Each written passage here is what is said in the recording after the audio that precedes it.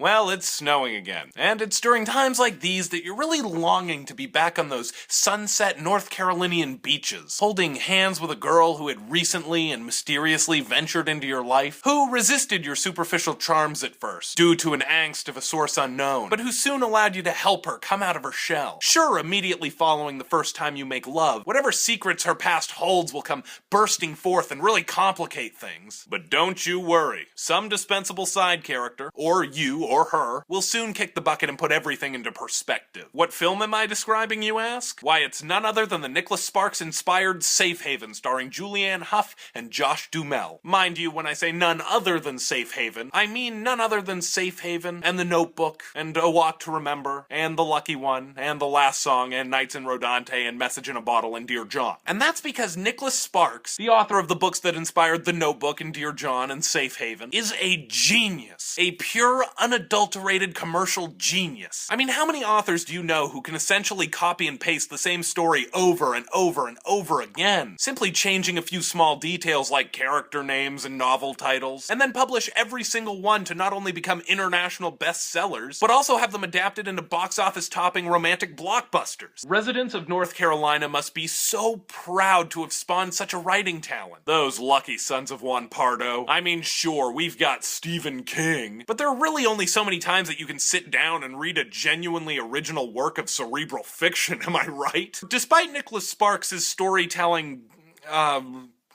consistency, there hasn't really been a consistency in the quality of the films based on Nicholas Sparks' books. They fluctuate from the good, The Notebook, to the meh, A Walk to Remember, The Last Song, The Lucky One, to the ugly, Nights in Rodante, and unfortunately Safe Haven. But no matter how good or bad these movies are, there's usually a pretty high level of entertainment value to a Nicholas Sparks movie. And that's because the worse and cheesy they are, the more hilarious and snarky comments that can be shot back and forth between you and your date over the course of the evening. It's like a sarcastically hilarious bonding experience. And let me tell you, no Nicholas Sparks movie is as sarcastically hilarious as Safe Haven. Now, I don't want to give away any of the most indulgent laughs in the film. There's an M. Night Shyamalan type twist ending to the movie that'll keep you guffawing the entire ride home. But I will say that the flick is filled with priceless community theater performances. Performances that can't really be blamed on the actors because the dialogue was so clunky that I have to imagine that either the actors were sleep deprived at gunpoint and then forced to improvise all of their lines, or a fat check was cut to the screenwriters in order to do a rush job on the script and have it done by Thursday. So if you're, you know, a masochistic sicko like me, I would recommend going to see Safe Haven. But if you can't find and appreciate the humor in this type of movie, I say skip it, and don't take my word for it. Rotten Tomatoes has the movie at a 12% fresh rating, and Roger Ebert gave it 1.5 out of 4 stars. Eek.